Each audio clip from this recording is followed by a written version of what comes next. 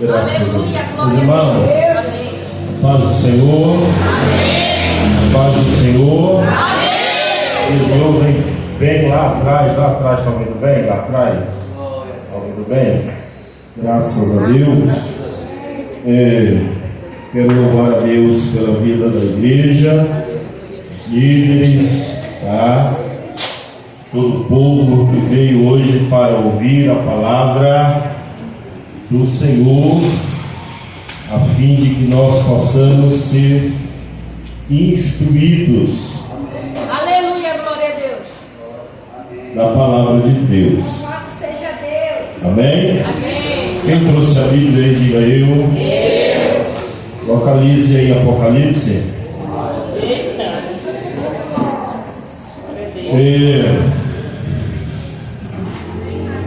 Deus abençoe o pastor André. É sempre uma alegria ver o pastor aqui conosco às terças-feiras, quando pode estar, né? Aleluia, glória a Deus. Deus abençoe sua esposa, a pastora Ivana. Está chegando, né? Tá chegando. Domingo estivemos lá, né, pastor? Foi uma bênção. Domingo foi uma bênção, pregamos, ganhamos uma alma para Jesus, né? Eu falei para o pastor André que eu sempre vou estar lá no terceiro domingo do mês, eu sempre vou estar lá. O primeiro domingo aqui é Santa Ceia, segundo é primícia, o último domingo é celebração de tribos, e a única brechinha que eu tenho é o terceiro domingo do mês para ir pregar. Aleluia, glória a Deus. Lá na nossa congregação. Capítulo 3. Antes de eu pregar, tem um camarada da Bíblia, o nome dele é Jonas. Qual é o nome dele? Deus falou para Jonas o seguinte: Jonas, vai lá em Nínive e profetiza sobre aquela cidade. Que Deus queria mudar a história daquele povo. Só que Jonas não foi, não quis ir. Na verdade, não é que Jonas não queria obedecer de uma forma direta ou desobedecer de uma forma direta. O problema de Jonas não ir é histórico, porque Nínive tinha maltratado o povo de Deus há um tempo, tinham guerreado, contra o povo de Jonas, e eles tinham perdido aquela guerra, aquela batalha. Então Jonas ficou muito mal com aquilo e guardou muita mágoa no seu coração. Quando Deus mandou ele ir lá, aos seus olhos, aos seus ouvidos, Deus estava dizendo lá: vai lá abençoar quem te maltratou. Meu Deus. Vai lá e abençoa quem te feriu, Jonas. E aí Jonas virou benzinho e disse: não vou. O que Jonas fez? Entrou no barco e disse: eu vou para o outro lado, eu vou andar na contramão daquilo que Deus mandou eu fazer. E a gente já sabe a história. Jonas vai lá para o porão. Aí o que Deus faz? Manda uma tempestade. Manda uma tempestade. Todo mundo se pergunta por que está acontecendo isso, por que a gente está passando por isso. Então eles tiram sorte sobre si para saber quem era o causador daquela situação toda. E a Bíblia diz que a sorte caiu sobre Jonas. Era muito simples, era só se ajoelhar e dizer: Senhor, me perdoa, né? Eu vou para onde o Senhor quer que eu vá. Só que Jonas aproveitou que o barco estava afundando e disse: pode me jogar, eu quero morrer, pode me jogar. Você sabia que tem gente que aproveita um problema para dizer: eu não vou mais, eu prefiro sair fora do que lutar para se erguer, para se levantar. Tem gente dentro da nossa própria família, às vezes, que é assim. Dentro de empresas que é assim. Quantas pessoas já me ouviram no distrito? A empresa está falindo, eu vou pedir a conta e vou sair fora, Aí Jonas disse: eu vou aproveitar que a tempestade já se levantou e vou logo morrer. Pelo menos eu já fico livre de qualquer culpa. Aí quando Jonas se joga, quem está lá esperando ele? O pestante, esperando Jonas. Aí Deus leva Jonas para lá. Para quê, pastor? Para curar ele na guerra. Para curar ele naquele ambiente, naquele cenário. Entendeu? Então não adianta a gente tentar fugir de uma chamada que a gente não escapa do propósito que Deus tem para a nossa vida. Amém? Amém. Apocalipse capítulo 3, versículo de número 11. Irmãos, eu posso pregar? Posso pregar? Você não vai dizer, pastor, está dando indireta. Porque tem uma geração que já... A palavra de Deus é assim, mano. Igreja é assim. Culto é assim. Vamos lá, hoje é um culto de terça-feira. Glória a Deus, Jesus. Antigamente a gente ia para um culto de doutrina, a gente recebia a palavra e guardava a palavra no nosso. Hoje a gente quer pegar a palavra e guardar no coração dos outros. A gente fica dizendo, a palavra é para fulana. Aleluia. Olha, a palavra é para fulano. A palavra é para Beltrana. E o homem de Deus disse, Senhor, eu guardei a tua palavra no meu coração. Aleluia. Para eu não pecar contra ti. Então, quando você ouvir a palavra, você entender que a palavra gerou desconforto, é porque Deus está falando contigo. Porque o Senhor está querendo ministrar algo e trazer uma mudança no seu coração, na sua vida. Amém? Apocalipse 3, verso de número 11. É um texto muito conhecido. E diz assim: venho sem demora, conserva, ou em outras traduções está escrito, guarda o que tens, para que ninguém tome a tua coroa. Vamos ler mais uma vez? Venho sem demora, conserva o que tens, para que ninguém tome a tua coroa. Pode sentar? Eu vou pregar calminho, com bastante compasso nas minhas palavras, para que nós possamos tirar um tipo de lição desse texto que é muito rico, apesar de pequeno, curto, texto isolado que nós acabamos de ler, mas ele traz uma série de riquezas dentro dos seus detalhes. Essa é uma carta, não é uma carta de João, que está na ilha de Patmos, não é uma carta de Paulo, essa é uma carta do próprio Cristo, tá? Do próprio Salvador e Redentor, direcionada às igrejas, direcionada ao povo de Deus. Eu costumo dizer que tem mensagem que é para ímpio, mas tem mensagem que é para crente. E a mensagem para crente é diferente da mensagem para o ímpio. Você sabia disso? Você sabia disso? A mensagem que é para o crente, ela é diferente da mensagem que é para o ímpio. Por quê, pastor? A mensagem para o ímpio é Jesus te ama. A mensagem para o crente é crie vergonha na cara. A mensagem para o ímpio e para o crente tem essa diferença. Nós vamos ver isso dentro da Bíblia. Aqui nós vamos olhar o histórico desse texto todo. Nós vamos entender das 7 cartas que são enviadas às igrejas.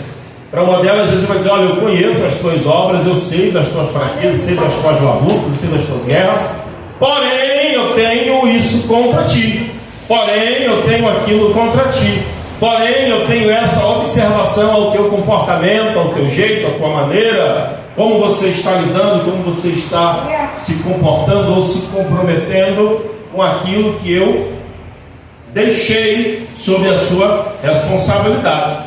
E a igreja de Filadélfia, ela é uma igreja forte no Senhor, uma igreja que está alicerçada debaixo de uma promessa, né? A ponto de Jesus olhar para essa igreja em especial e dizer: olha, eu pus diante de ti uma porta aberta.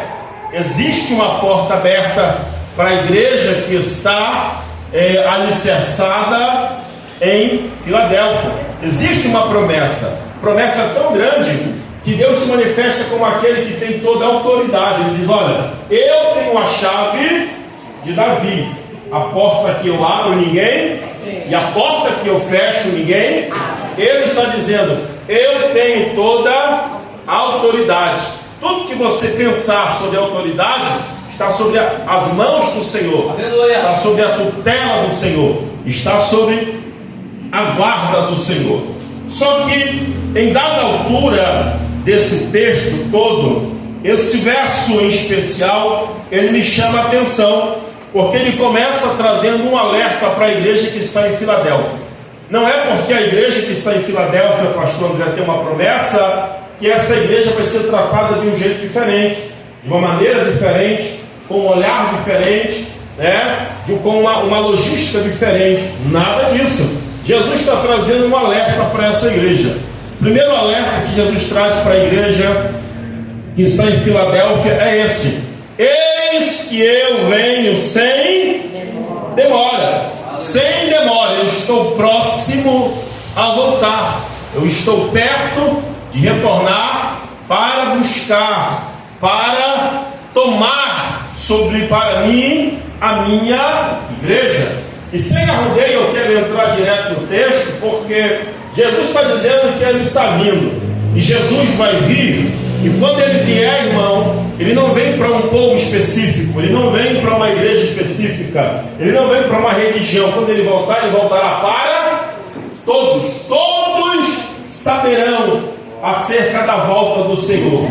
Todos viverão o momento épico, único, Aleluia, glória a Deus, da volta de Cristo, né? Todos saberão sobre o seu retorno, sobre o seu regresso, para buscar a sua noiva, para buscar a sua igreja. Ele vem para todos, porém nem todos irão com eles. Ele virá para todos, mas nem todos subirão para a glória, para as mansões celestiais com ele. Não, pastor, é claro que não, isso é óbvio que não. Após ele dizer para esta igreja que ele está vindo, e ele está vindo depressa, ele traz para essa igreja um conselho. Qual é o conselho que ele traz para essa igreja?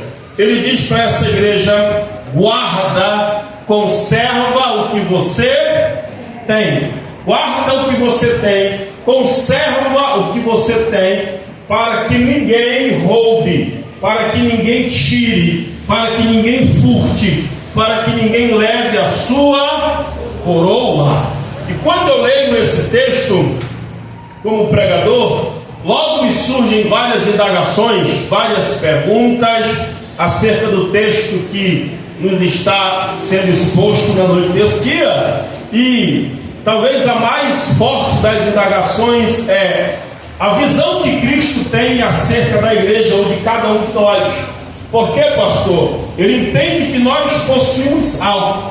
Cristo entende que todos nós, diaconisa, temos alguma coisa na nossa vida. É por isso que quando ele olha para a igreja, quando ele olha para esse povo, ele não vê esse povo como um povo vazio. Ele não enxerga esse povo como alguém que não tem absolutamente nada. Porque quando ele olha para a igreja, ele diz: olha, guarda o que vocês têm, conserva o que vocês têm. Em outras palavras, protejam o que vocês têm. Por quê? Para que ninguém roube a sua coroa. Eu quero dividir esse texto em duas partes. A partir do ponto seguido, eu quero dividir esse texto em duas partes. Primeiro, guardar o que se tem. Surge uma pergunta. Qual é a pergunta, pastor? A pergunta é: o que é que eu possuo? O que é que Cristo enxerga em mim? O que é que ele vê, percebe que eu tenho? O que é que de fato eu possuo? Aqui surge uma grande pergunta: o que é que eu tenho? O que é que Cristo vê em mim? O que é que o céu enxerga em mim? Quais são as qualidades que eu tenho? Quais são as diferenças do mundo que eu possuo? Qual é o destaque que eu tenho? Quais são as críticas que o céu tem a meu respeito? São indagações que nós, como servos de Deus, precisamos fazer, porque nós achamos hoje que um culto ou uma vida com Cristo se resume a uma vestimenta diferente, se resume a uma fala diferente, se resume a vir à igreja e seguir uma liturgia de culto, cantar, orar, orar e ir embora para casa. E não é assim. Nós esquecemos que nós precisamos ter uma vida com Cristo além das quatro paredes desta igreja. Nós esquecemos que nós devemos ter uma comunhão com Cristo além desse ambiente chamado e denominado igreja. E quando Cristo olha para a gente, Ele nos traz um alerta: olha, eu estou indo e eu não vou demorar, porém, guarda o que você tem, protege o que você tem, esconde o que você tem, guerreia por aquilo que você tem. Olha o irmão que está do seu lado. Glória a Deus. Olha o irmão que está do seu lado. Um olhar carinhoso para ele, para ela. Respira fundo. Faça uma pergunta para esse irmão que está do seu lado, para essa irmã. Pergunte o seguinte: o que é que você tem de fato de Cristo na sua vida? Pergunta: o que é que você tem de Cristo?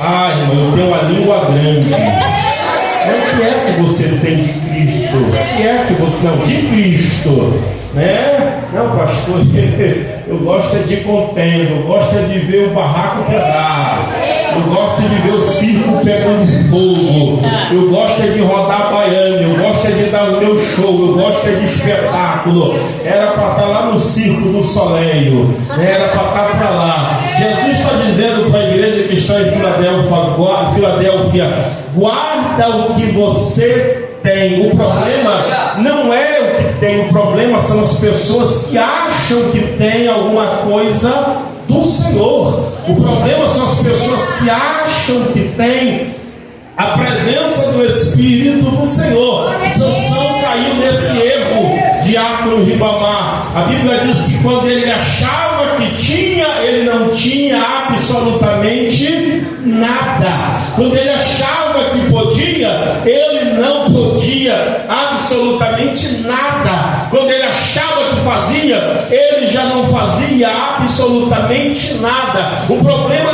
não são as pessoas que têm, porque as pessoas que têm, elas são pessoas perseverantes. As pessoas que têm são as pessoas que vivem em unidade. As pessoas que têm são as pessoas que vivem numa simplicidade. As pessoas que têm são pessoas que vivem de oração. As pessoas que têm são as pessoas que querem distâncias de contendas e más conversações. As pessoas que têm são as pessoas que leem Bíblia e têm o altar de intimidade com o céu de pé na sua vida. E as pessoas que não têm são aquelas pessoas que não oram, que não buscam, as pessoas que não leem Bíblia, as pessoas que fazem as coisas de Deus de qualquer maneira, de uma maneira relaxada. Então, esse alerta para os que têm, ele traz temor àqueles que não têm absolutamente nada da presença de Cristo sobre a sua vida. Por que, pastor? Porque o texto está dizendo: olha, eu venho sem demora, guarda o que você tem, para que ninguém roube, para que ninguém leve, para que ninguém furte a sua coroa. Você sabe o significado de coroa na Bíblia, sim ou não? O que significa coroa na Bíblia, pastor? Vou falar aqui para você, para a gente poder entender o texto e fazer a ligação. Coroa na Bíblia significa honra. Diga honra. Honra. Diga honra. Honra. O significado de coroa à luz da Bíblia significa honra. Então honra. Guarda o que tens para quê? Para que ninguém leve a tua honra. Para que ninguém tome a tua honra. Para que ninguém roube a tua honra. E aí nós vamos nos deparar com uma realidade muito triste, irmãos, no século em que nós estamos vivendo, no século em que nós estamos vivenciando, no tempo em que nós, como igreja, num contexto geral, estamos atravessando. Certa vez eu vi um irmão, ele subiu para cantar, foi cantar muito tempo, muitos anos atrás, e ele começava a cantar, e a igreja ficava olhando para a cara dele desse jeito. Aí colocava a mão no bolso, outro olhava no relógio, outro ia no banheiro, outro ia beber água, aí outro se sentava, aí ficava um negócio estranho, um negócio esquisito, e E aí ficava falando: olha, igreja, me ajuda, igreja canta, igreja vamos, igreja louva, igreja abre a boca, igreja.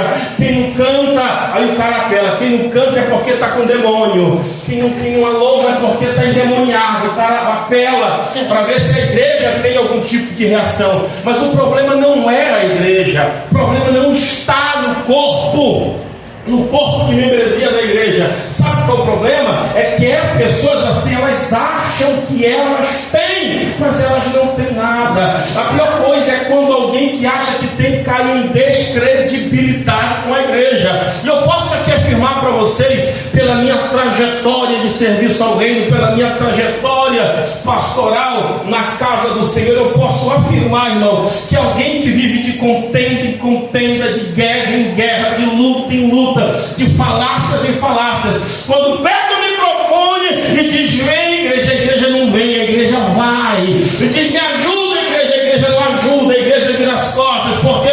Porque tem gente que acha que a unção está no microfone, que o poder está no microfone, que a graça está no microfone. Existe uma vida de santidade além do microfone, além do altar, além da igreja. Existe uma vida de santidade. Glória a Deus.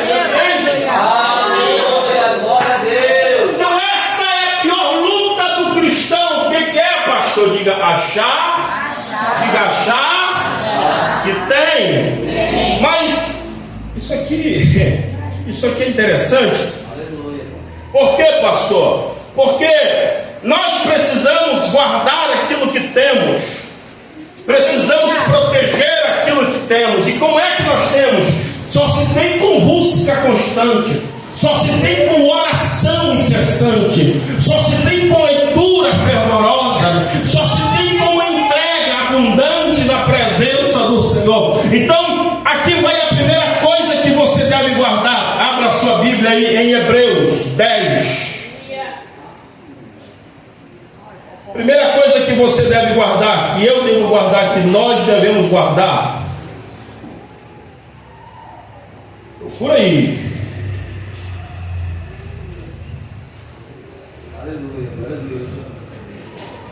Corra de quem acha que tem. Se esconda de quem acha que tem.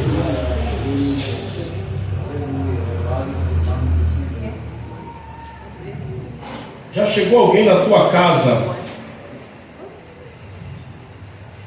Enquanto você procura,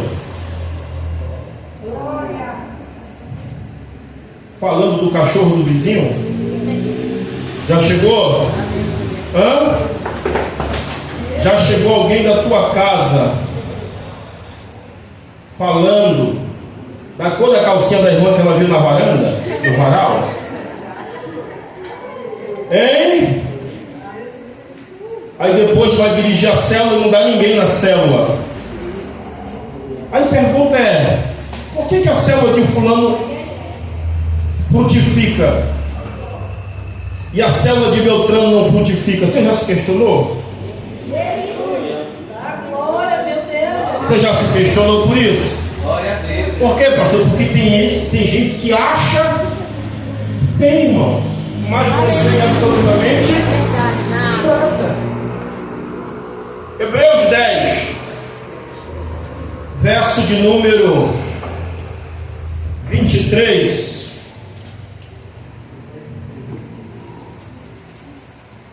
Guardemos firme. Olha o que nós devemos guardar. Guardemos firme a confissão da esperança, sem vacilar, pois quem fez a promessa é. O que é que nós devemos guardar, pastor? Diga: nós devemos guardar. Nós devemos guardar a fé. Primeiro passo que o cristão deve guardar é a fé. Nós precisamos acreditar, ainda que tudo esteja indo na contramão daquilo que Deus falou. Nós devemos acreditar, ainda que as coisas não estejam fluindo do jeito que a gente imaginou. Nós devemos acreditar. Então nós precisamos guardar a nossa fé. Nós precisamos guardar a nossa fé no Senhor. Muitos serão os pratos e os convites que surgirão. Alguém dizendo que você é crente, coisa nenhuma. Se você é crente, você está nessa guerra. Você serve a Deus e está nessa luta. Você louva a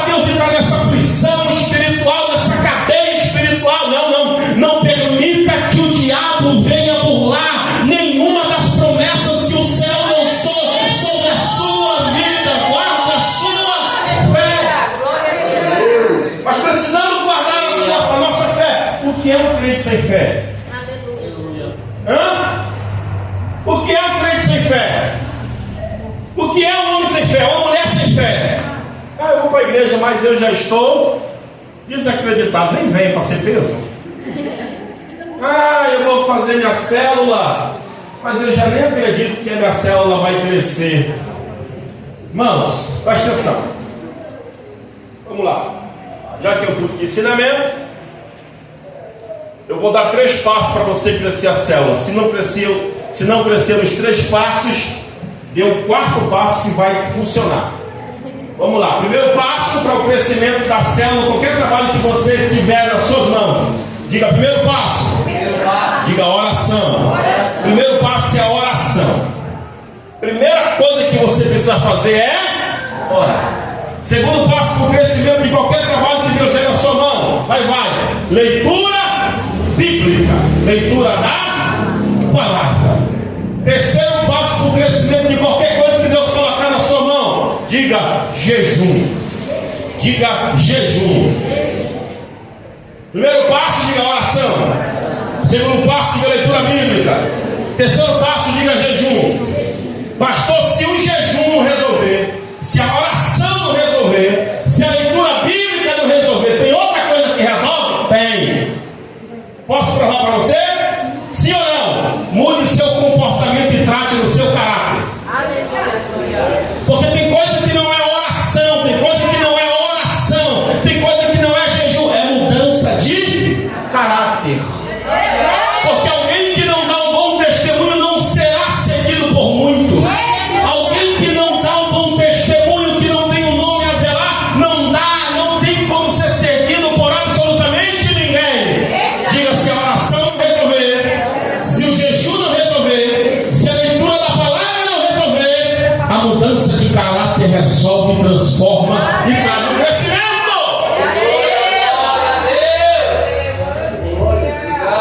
Então nós devemos guardar a nossa fé. Guardemos a nossa fé para que possamos crescer no Senhor. Aleluia. Para que possamos prosperar no Senhor. Para que possamos ter uma vida longínqua e duradoura na presença de Deus. Aleluia. Então o primeiro conselho que eu, como pastor desta igreja, como líder desta igreja, posso deixar para cada um de vocês é: não deixe que a vossa fé venha vacilar. Não deixe que a vossa fé venha terminar. O salmista disse: ainda que eu andasse pelo vale da sombra, não temerei mal, não temerei nada. Por quê? Porque eu sei que Ele está comigo. Porque eu sei que a presença dEle está comigo. Ele disse: vai cair 1000 à minha esquerda, vai cair 10.000 à minha direita, mas no campo de batalha eu não serei atingido.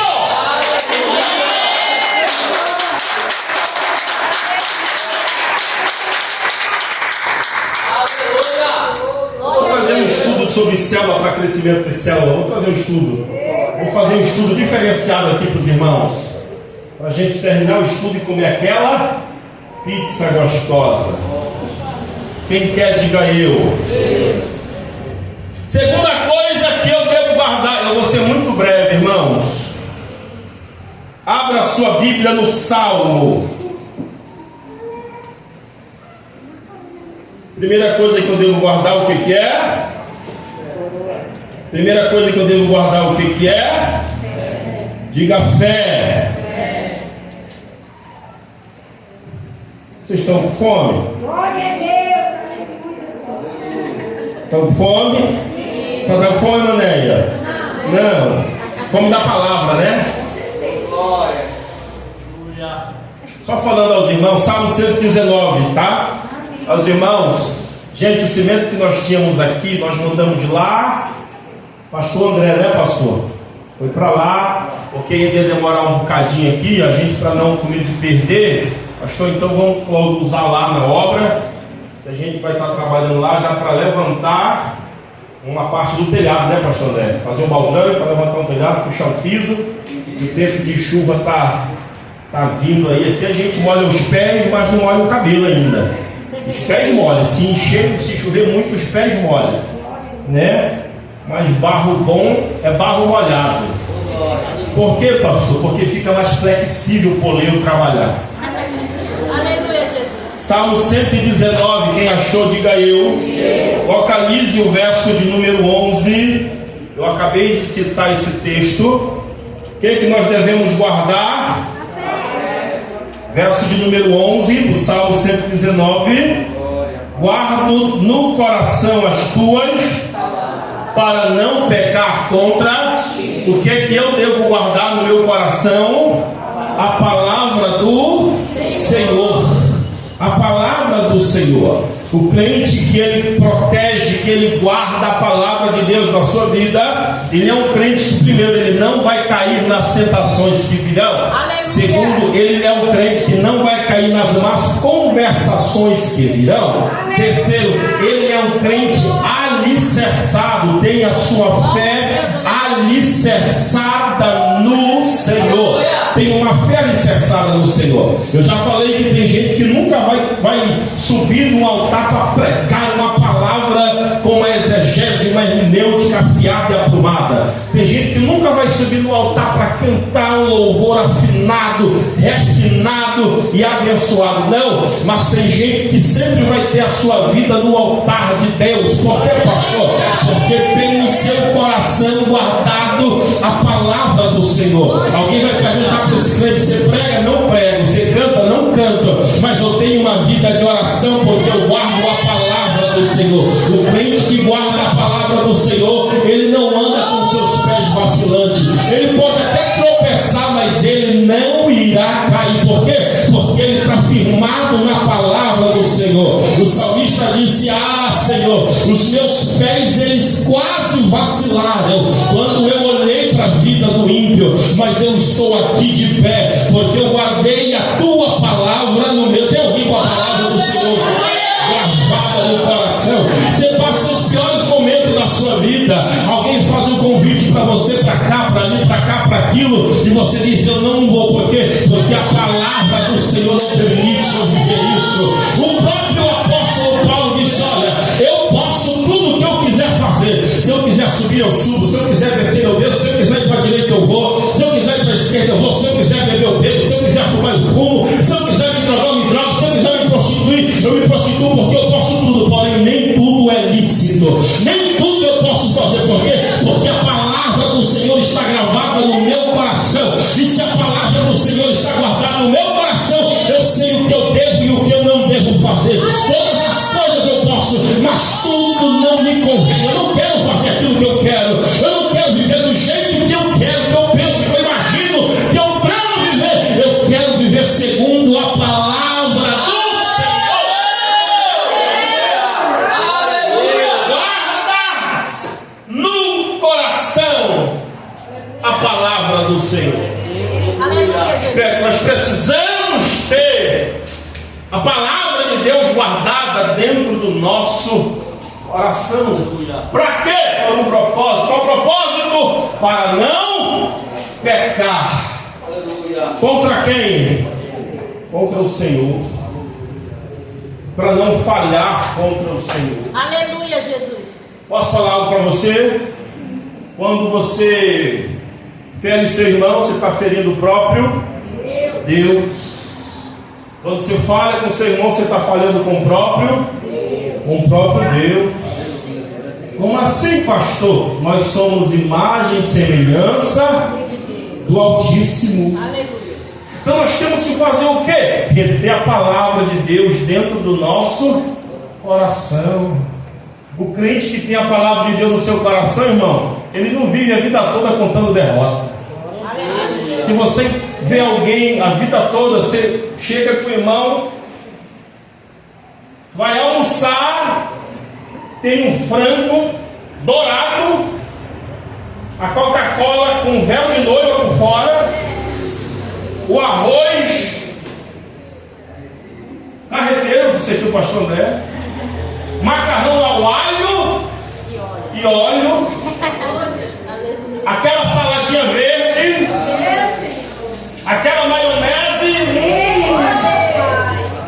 Aí você senta para conversar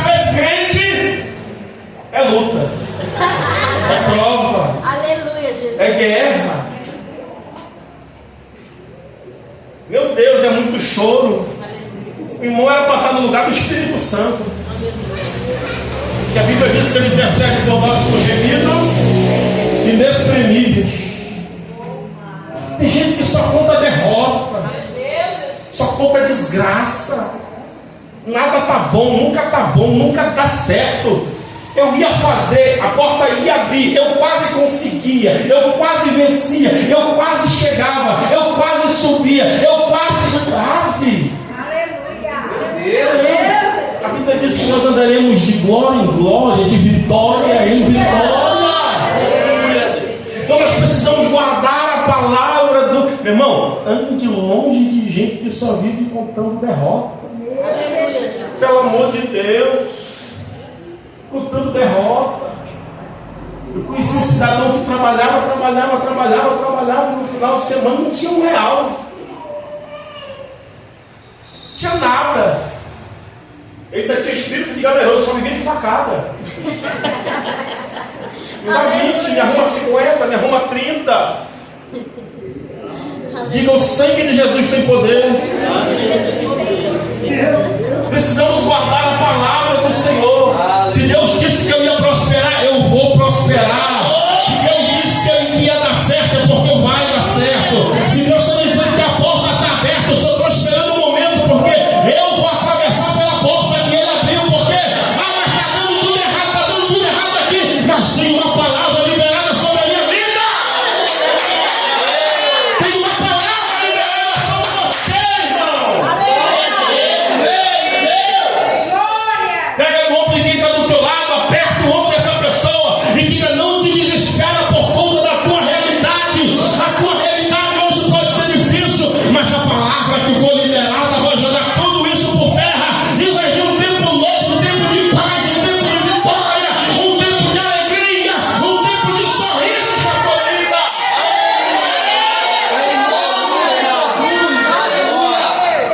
Aleluia, Jesus.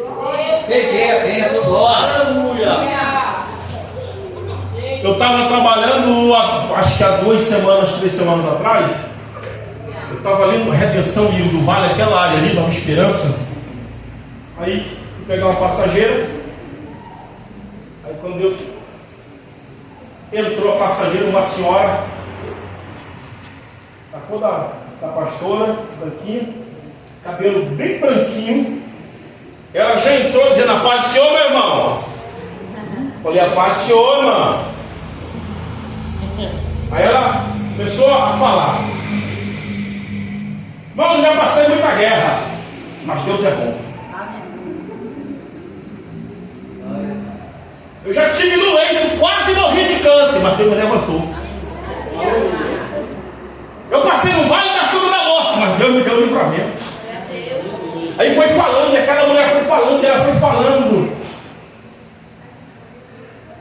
Parece não, o próprio Deus levou a mulher dentro do carro naquele dia. O próprio Deus, Diácono. Eu consigo enxergar Deus em absolutamente todo lugar. Eu consigo ver Deus.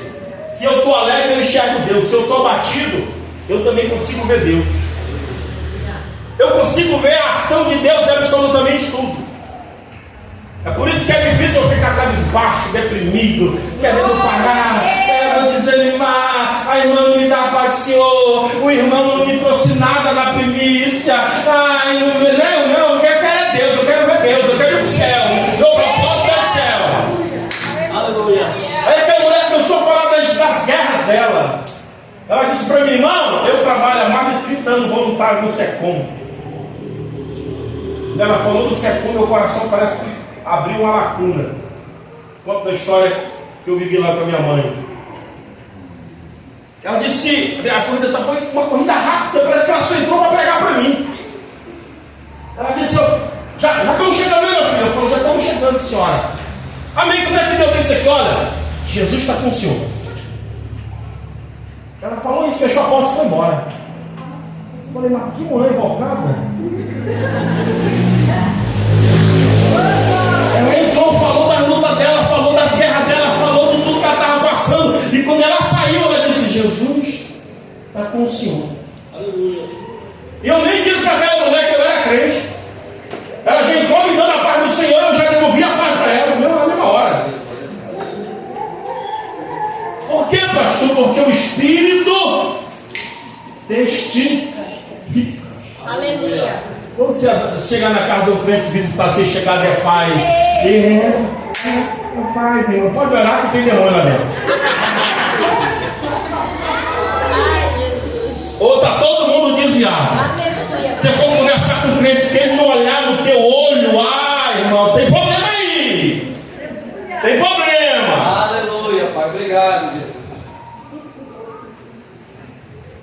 Primeiro, diga guardar a fé. Segundo, guardar a palavra. Terceiro, 1 Tessalonicenses. Aleluia. Glória a Deus.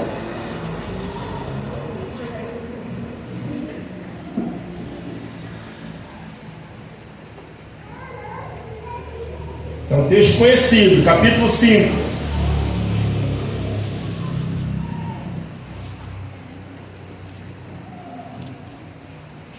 Todos encontraram? Amém.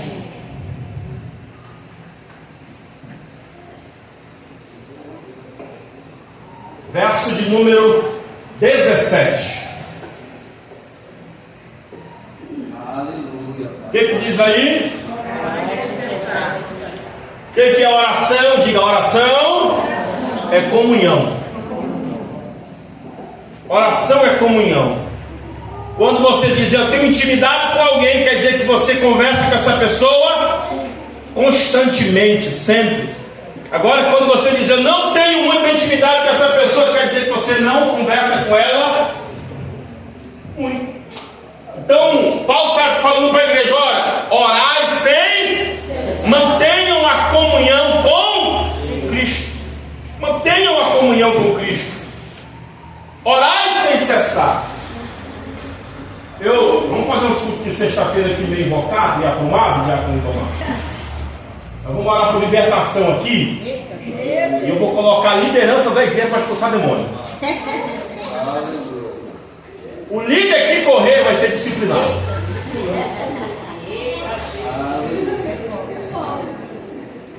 O líder que correr, eu vou entender que tem um negócio aí escondido. Eu não estou bem. Não é que é? Não está bem? Aleluia. Faz para quem está assim, diga, tenha uma vida de comunhão com Deus. Diga, tenha uma vida de comunhão. O que acontece quando a gente tem uma vida de comunhão com Deus? Posso falar para você? A Bíblia diz que tem um menino na Bíblia, um menino, que ele é criança e ele cresce diante da arca do... Quem é esse menino? Olhando a Coca-Cola, o diácono igual apaga. Samuel.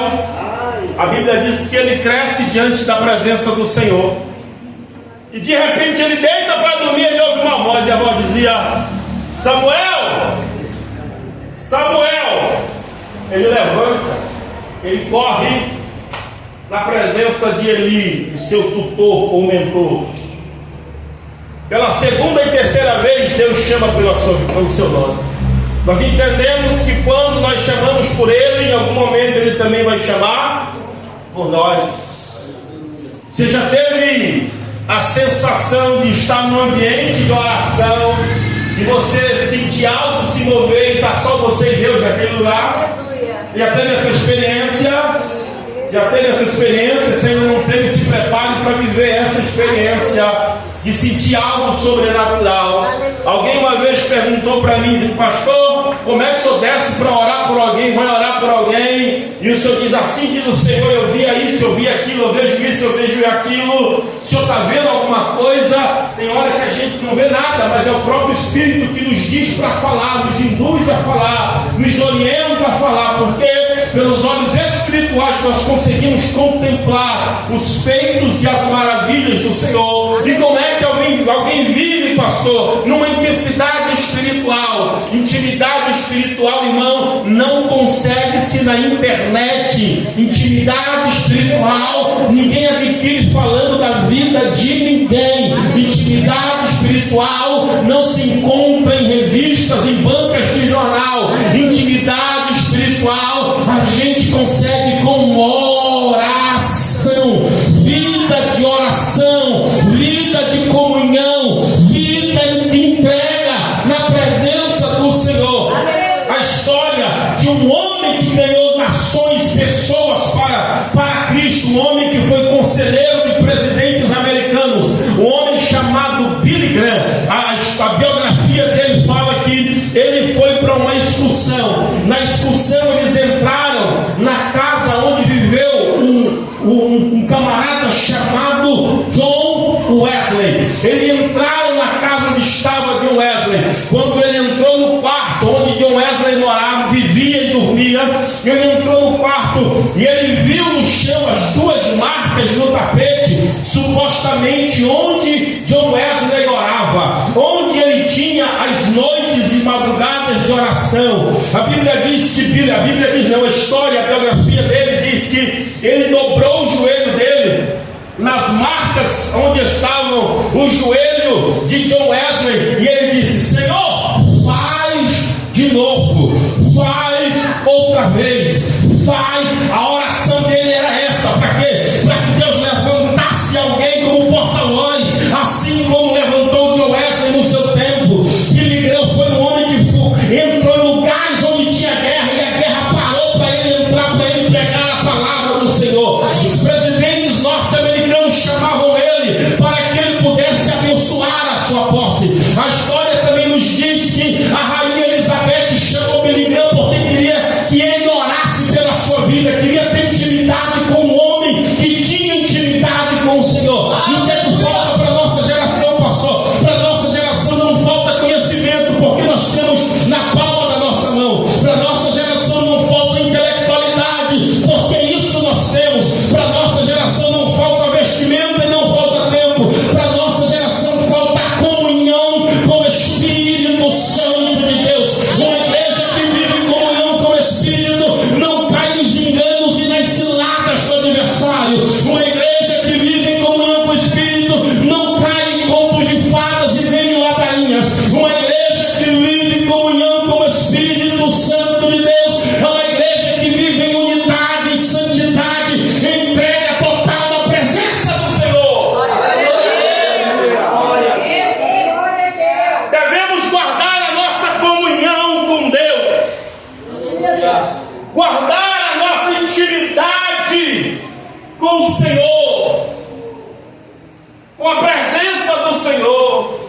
Aleluia. Eu já falei para vocês as características, como conhecer alguém que ora e tem uma vida com Deus. Eu já falei para essa igreja, já falei para vocês como é que se conhece. Como é que eu conheço, pastor, alguém que tem uma vida de oração? Alguém que tem uma vida de oração não entra na nossa casa para falar mal de ninguém. É assim que se conhece alguém que tem intimidade com Deus. É assim que sabe-se quem tem intimidade com Deus. Aleluia, Jesus. É assim que se amadurece. Ai, o fulano veio aqui e fez isso e fez aquilo. Você já estava na guerra, na luta. Aí está com a mente desviada já.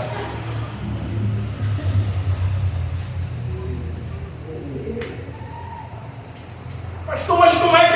Por que aconteceu comigo? Eu estava na igreja. Tinha consagração, eu estava na consagração. Tinha culto, eu estava no culto. Tinha evangelismo, eu estava no evangelismo. Tinha ensaio, eu estava no ensaio. Por que eu fiquei assim? Por que eu deixei? Meu irmão, se os anjos do céu foram corrompidos até essa parte, imagine eu e você. Diga guarde. Diga guarde a sua vida de comunhão com Deus. Última coisa que você deve guardar. Tem muita coisa aqui, mas eu vou falar só mais essa. Mateus 5.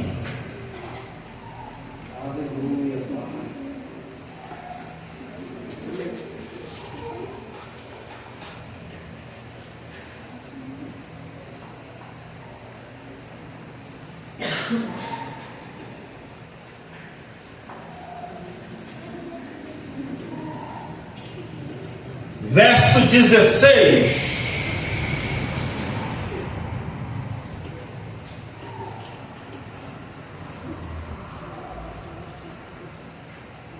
Você lembra da época da Covid? O que os médicos falavam que tinha que ter? Era o tal do lockdown. Isolamento ou distanciamento, né? Tem hora que a gente tem que fazer isso com os crentes. Não, sério. Você já viu alguém com hanseníase? O que os médicos falam? Distanciamento. Tem gente que tem doenças espirituais e elas precisam ser tratadas. Apóstolo Luiz Hermínio, ele diz uma coisa interessante: quem é bom de argumento é péssimo de arrependimento. O apóstolo Luiz Hermínio falou isso em uma de suas ministrações.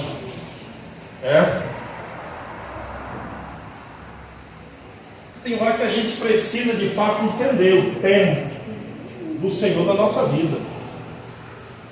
É igual às amizades que a gente tinha lá no mundo. Irmão, se a gente aceita Jesus e fica com os mesmos amigos, a gente se firma? Não se firma. Não se levanta. Se a gente andar no mesmo círculo de amizades que nós tínhamos, hein, pastor André? Se o senhor fica perto do puxador de toalha do garantido, já era. É o diácono Ribamar, que andava pelas beiras-mar no Ceará, shortinho branco, camiseta branca e sandália branca. Ele estava tudo branco e nem quase santo. É um homem de Deus, Deus abençoe. Se a gente, olha aqui, não, olha para cá. Se você tivesse ainda perto dos teus amigos no tempo que tu se converteu a Cristo, tu estava de pé hoje, aqui, ou estava contando as horas para o final do ano lá na Ponta Negra? Hein? É ou não é? Tem horas que a gente precisa entender. Quando sentar alguém na tua casa, fala com essa pessoa assim agora: lockdown. Por quê? Eu não quero me contaminar dessa Covid.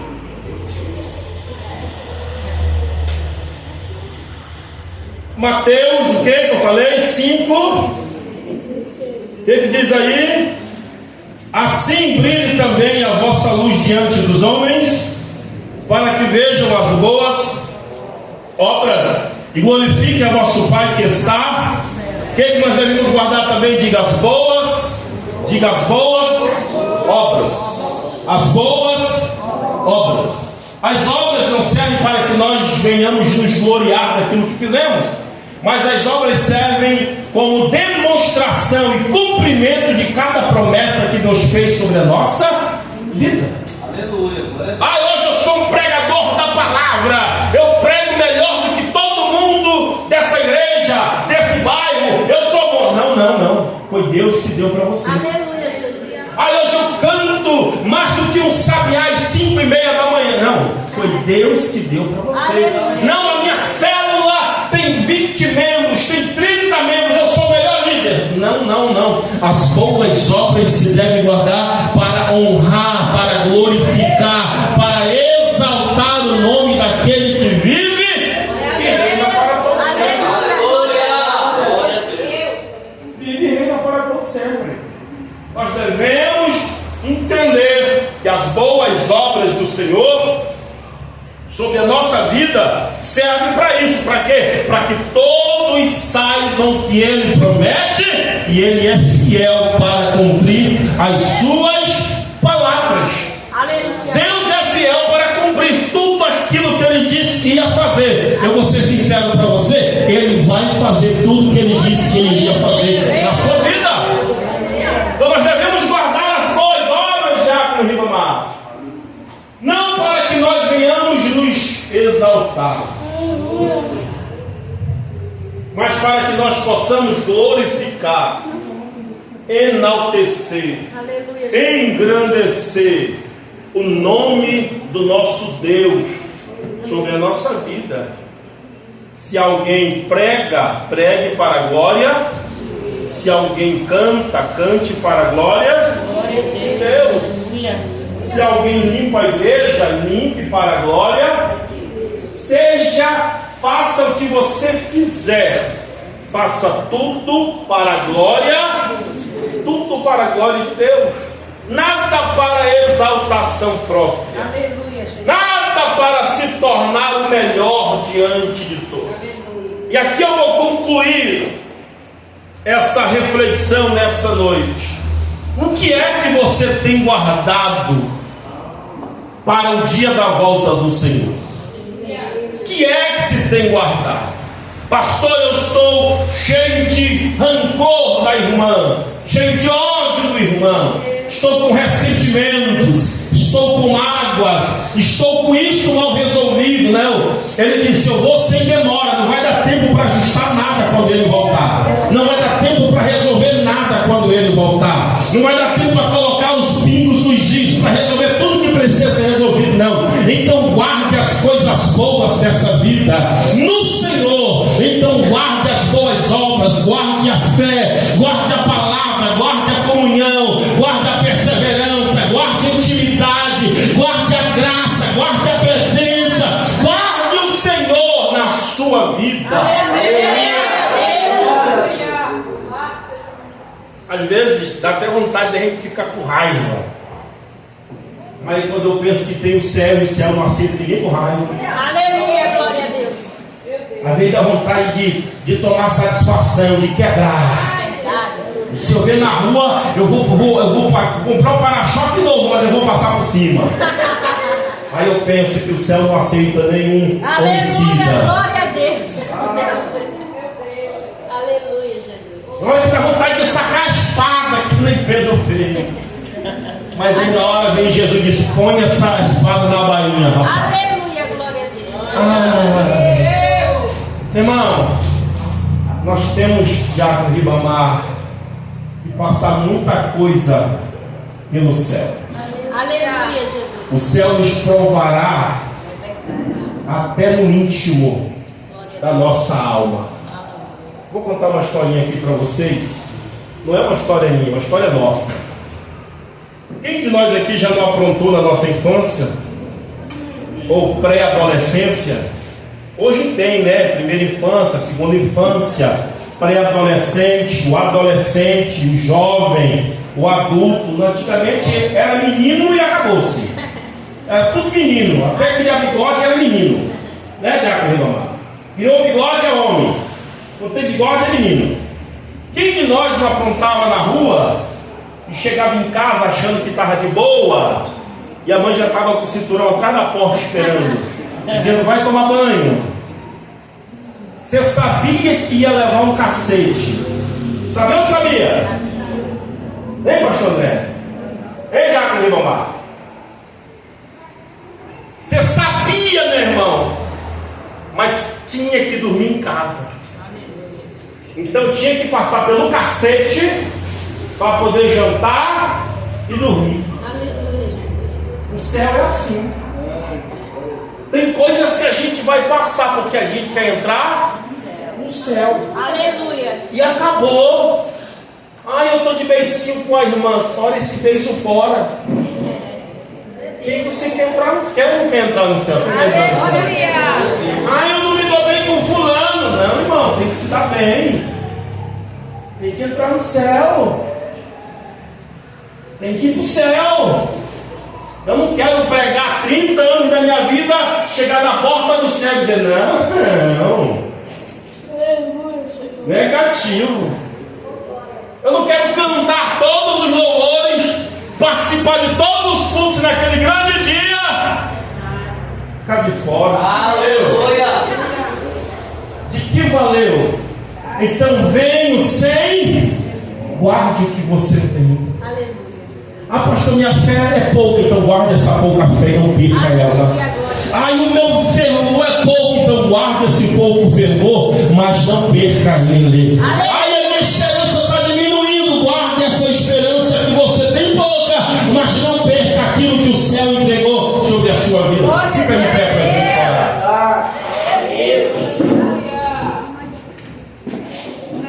Fica de pé para a gente orar. Os irmãos já sabem que nós estamos sem instrumentistas, por enquanto. Aleluia, Jesus. Amém? Amém. Ah, pastor, por que não tem ninguém?